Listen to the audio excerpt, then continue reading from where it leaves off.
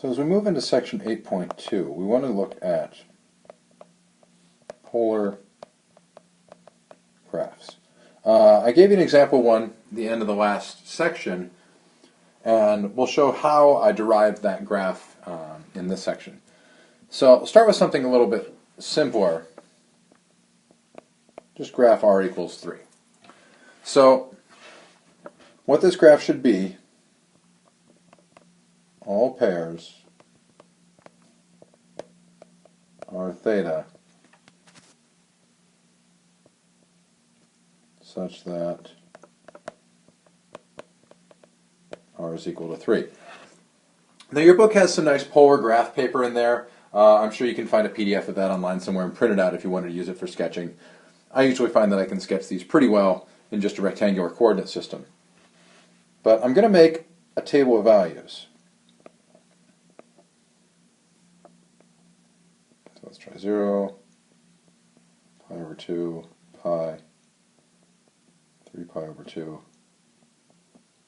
and 2 pi. And depending on the graph, I might need to manipulate these a little bit, go into a little bit finer detail. But here it should be fine because r is equal to 3, no matter which of these angles I take. So I can start with rectangular coordinates.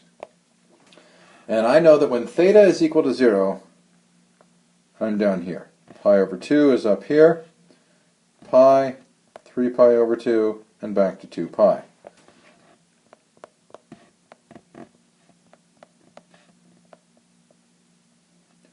And so, if I am at an angle of 0 and my radius is 3, I'm at that point there. Angle of pi over 2 and radius is 3, I'm out there. Angle of pi and my radius is 3, I'm over there. 3 pi over 2 with radius 3, I'm down there. And if I wanted to, I could plug in any other test angles I wanted. Pi over 4, 3 pi over 4, what else would be a good one? Like 13 pi over, or 11 pi over 6 over here, something like that. But no matter what happens, no matter which angle, as I sweep through all the angles, the r stays constant at 3. So my graph ends up looking like that. A nice circle of radius 3. So r equals 3, or if I wanted it in Cartesian coordinates, x squared plus y squared equals 9. And you'll get the same thing if you do the conversions that we did in the last section. And a lot of graphs will look like that, but let's do the one that I showed you at the end of the last lesson. R equals 2 plus 2 cosine theta. Now, if you want, your book talks about sketching this in rectangular coordinates first. I think what we can do is really think about it in terms of quadrants and how this thing is going to behave. So if I start in the first quadrant, make a table of values for theta and r.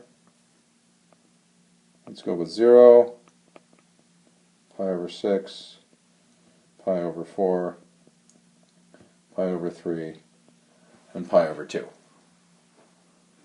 Okay. Now, I need to compute r for each one of these. So I'm going to plug in the value for theta in terms of this, take its cosine, multiply that by 2, and add 2. Cosine of 0 is 1, so 1 times 2 plus 2 gives me r of 4. Pi over 6, we end up with 2 plus 2 times the square root of 3, which is around, not 2 times 2 plus, but, sorry, got an extra one in there. 2 plus square root of 3, that's around 3.7.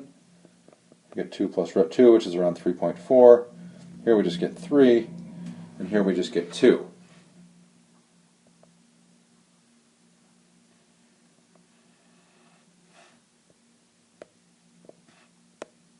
So let's see if we can get a sketch. When theta is 0, I'm out at 4, which means I've got that point there. Theta of 0, I'm doing that. Pi over 6, I've rotated by some angle, but I've come in a little bit. Maybe I'm headed in around like that. Rotate a little bit more up to pi over 4. Come in a little bit. All the way down here at pi over 2, I know I'm at 2. Now that's a nice one because I know where it hits. So if I sketch these out, I've got something going on like that.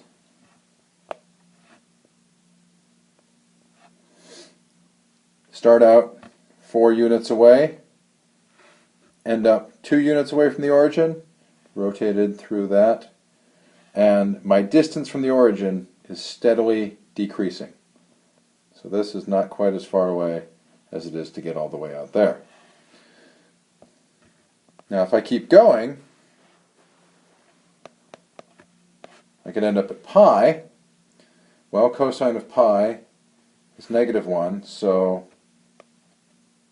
once I've rotated all the way around to here, my graph should be back to 0. So something has to happen between here and here. The graph has to travel somewhere. So let's pick an angle. It's over in this quadrant. That's going to be easy for us to compute. Maybe, how about 2 pi over 3?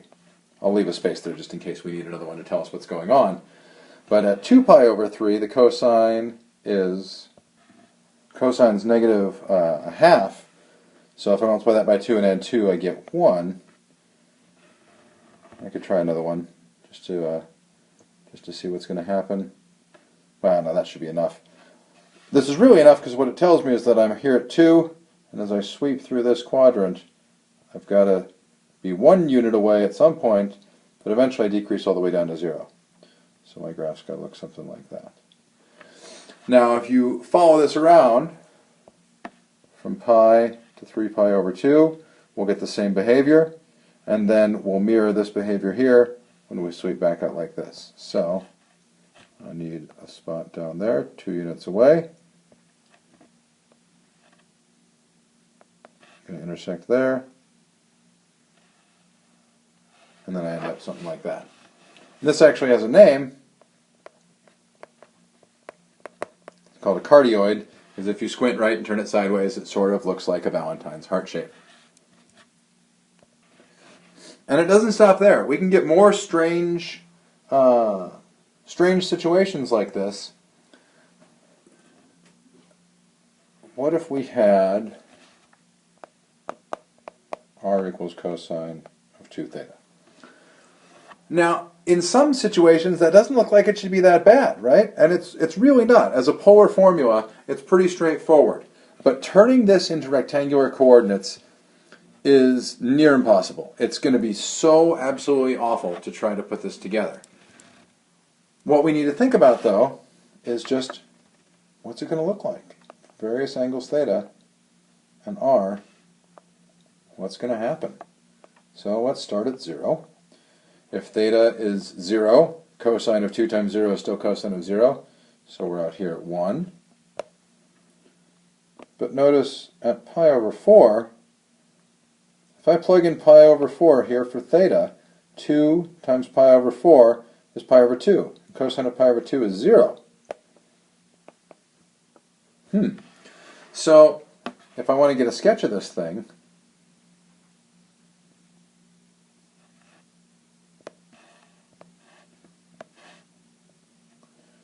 when theta is 0, r is out there as 1, but when theta is pi over 4, essentially when I've traveled to where I hit that diagonal, I'm back at 0.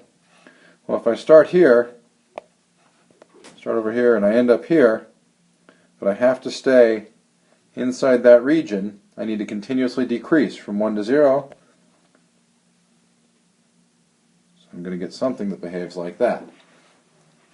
Now as I continue to rotate from here all the way up to pi over 2, look what happens.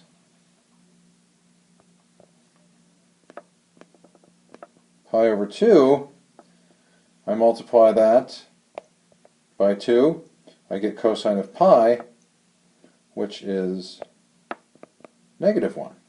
Well, that's kind of weird too. That means that I went from 0 and I decreased down to -1. Well, if I'm at pi over 2, but my value is -1 for r, I actually end up here. So, something like that is occurring.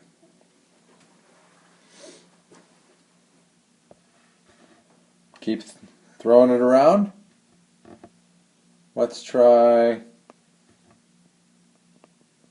3 pi over 4 and pi. See if we can catch a pattern here.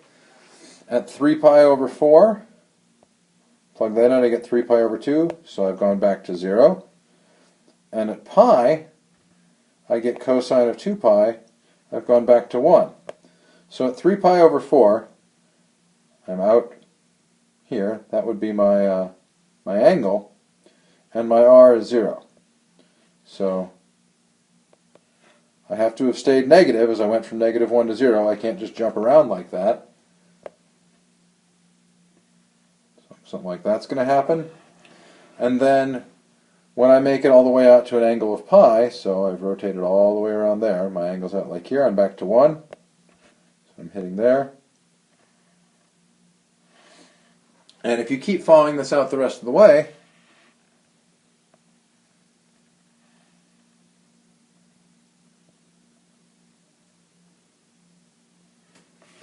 we get this 4-leaf rose. And we can sketch that in polar coordinates. What's the corresponding equation in Cartesian coordinates? I have no idea.